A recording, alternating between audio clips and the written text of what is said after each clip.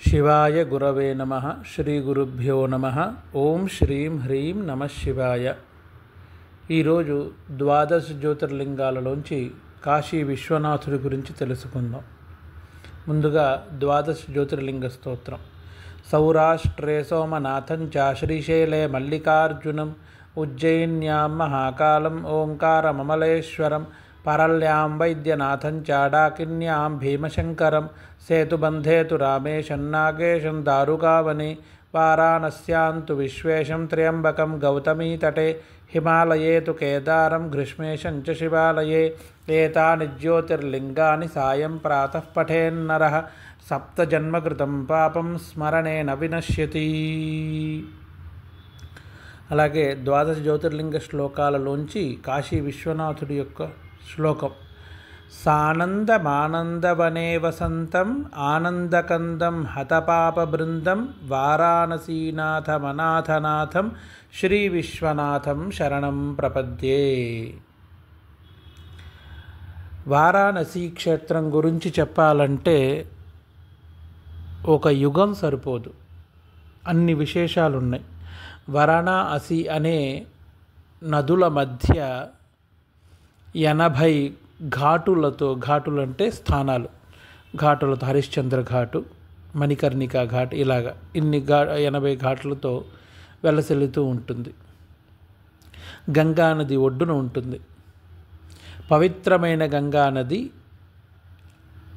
హరిద్వార్లో విష్ణుమూర్తి పాదము కడిగేంత వరకు అలకనంద అనే పేరుతో ఉండి తదనంతరం గంగగా పేరు మారుతుంది. హరిద్వార్ నుంచి గంగా అంటారు. హరిద్వార్కు ముందు ఉన్నది అలకనంద, అంతకుముందు దేవయాని, ఇలా పేర్లు ఉంటాయన్నమాట. ఆ గంగా నది ఒడ్డున కాలభైరవుడితో సహితంగా అన్నపూర్ణేశ్వరి సమేతంగా విశ్వనాథుడు, కేదారనాథుడు కూడా కొలువై ఉన్నారు. కలియుగానికి అంత ఉండొచ్చేమో కానీ కాశీకి అంతం లేదు. కాశీ నగరం ఈశ్వరుడి యొక్క త్రిశూలం మీద ఎప్పుడూ నుంచుని ఉంటుంది. యుగాలు యుగాలు గడిచినా, మహాయుగాలు ఎన్ని గడిచినా సరే కాశీ నగరం ఎల్లప్పుడూ ఉంటుంది అని ఉంది పురాణోక్తి. అటువంటి కాశీ నగరానికి విశ్వనాథుడే రాజు. కాశ్యాంతు మరణాన్ముక్తి అని అంటారు. అక్కడ చనిపోయిన ప్రాణి యొక్క కుడి చెవులో శ్రీరామనామ జపాన్ని చెప్తారు ఈశ్వరుడే స్వయంగా వచ్చి. అందుకని కాశీలో మరణాన్ముక్తి అని అంటారు. అలాగే సప్త మహాపురి, మోక్షపురీలని 7 ఉన్నాయి. అయోధ్య, మధుర, మాయా, కాశీ, కాంచీ, అవంతిక, పురి, ద్వారవతి చైవ సప్తైతే మోక్షదాయకాః అని అంటారు.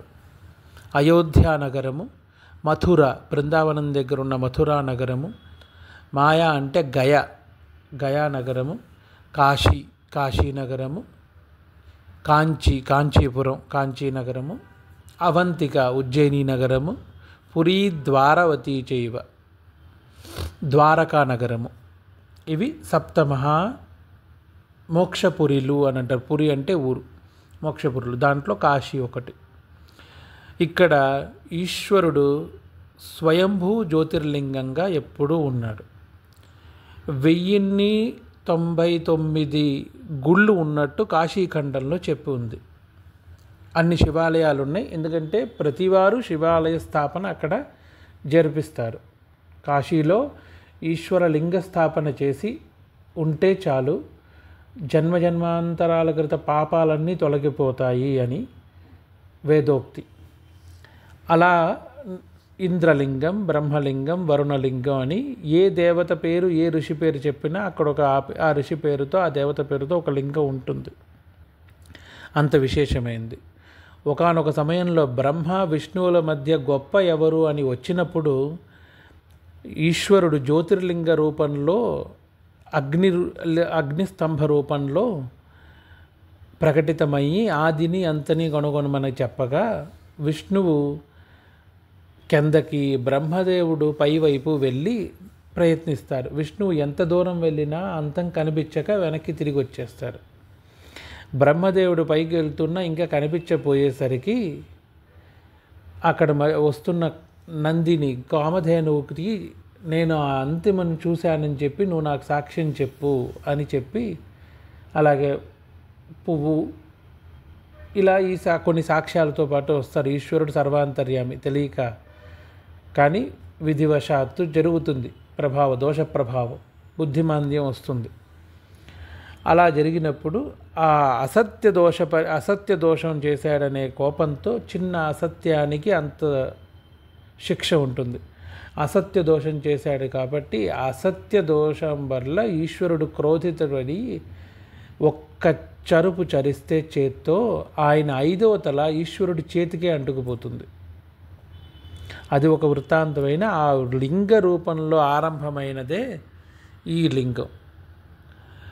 అక్కడ మొదలైనదే ఈ జ్యోతిర్లింగం, వారాణసి జ్యోతిర్లింగం. ఇది ఒక కల్పాంతంలో ఉన్న కథ. అలా చేతికి అంటుకున్న బ్రహ్మకపాలం ఏదైతే ఉందో దానివల్ల శివుడి యొక్క కాంతి మొత్తం శివుడి లోపలికి లీనమైపోతుంది. శివుడు ఏది తిందామనుకున్నా ఆయన వేసుకునేది భిక్షాటన కదా, చేతిలో ఏది పడినా అది భస్మం అయిపోవడం మొదలయ్యింది. ఎంత వేసినా భస్మం అయిపోతోంది, ఆగట్లేదు. ప్రపంచం మొత్తం ఆయన తిరిగాడు. బ్రహ్మహత్యా దోషమే కాబట్టి ఎవరికైనా. తిరిగి ఆఖరికి కేదారఘాట్ అని కాశీలో ఉంటుంది, కేదారేశ్వర స్వామి. అక్కడికి వచ్చినప్పుడు అక్కడ బ్రహ్మకుండంలో, ఆ బ్రహ్మకుండం అనే పేరు అప్పుడే వచ్చింది, ఆ కేదార్ ఘాట్లో స్నానం చేసేసరికి ఆయన చేతి నుంచి ఆ బ్రహ్మకపాలం ఊడిపోయింది. ఆ దోషం అక్కడ నుంచి వెళ్ళి హిమాలయాల్లో ఉండే బద్రీనాథ్ పైన ఉన్న బ్రహ్మకపాలంలో పడింది.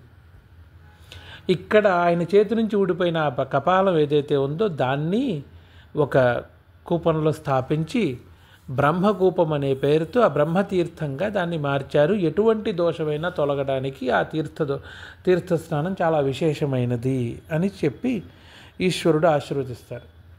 కానీ ఈ ఆయన చేతిలో బ్రహ్మకపాలం ఉన్నప్పుడు ఏది వేసినా భస్మం అయిపోతూ ఉండేసరికి పార్వతీదేవి చలించిపోయింది.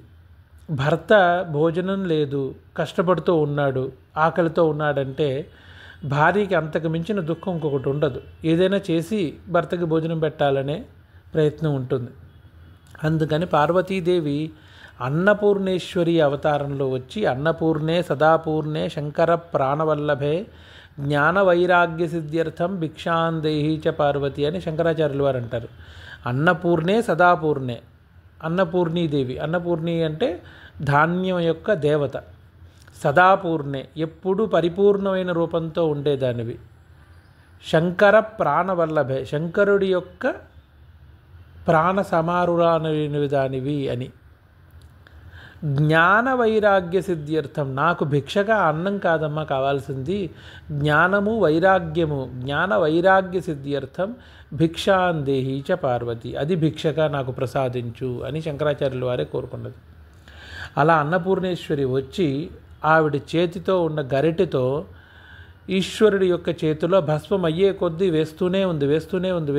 అది భస్మం అవడం కన్నా అమ్మవారు ఎక్కువ వేయడం మొదలయ్యేసరికి ఈశ్వరుడు తినగలిగారు.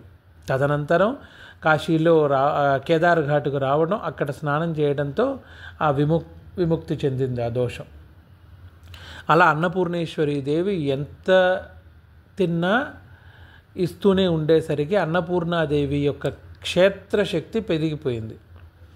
అలా అన్నపూర్ణాదేవే వేదవ్యాసుల వారే స్వయంగా వచ్చి అన్నపూర్ణాదేవిని అడుగుతారు, అమ్మ ఎంత అడిగినా తల్లి బిడ్డకు ఎలా పెట్టాలో అలా పెడతావు నువ్వు, అలాగే విద్య రూపంలో కూడా జ్ఞాన రూపంలో కూడా నువ్వు పెట్టు, అజ్ఞానులు చాలామంది అయిపోతారు కలియుగం కలి ప్రభావం వల్ల, వాళ్ళకి జ్ఞానాన్ని బుద్ధిని కూడా అంతే విశేషంగా ప్రసాదించు అని అన్నప్పుడు అమ్మవారు చెప్పిన కాశీఖండం యొక్క మాటగానే ఎవరైతే కాశీవాసం చేస్తారో 9 నెలల పాటు వారు మళ్ళీ అమ్మ గర్భం నుంచి బయటకు వచ్చిన దాంతో సమానంగా వాళ్ళ పునర్జన్మతో సమానం అని చెప్పారనమాట.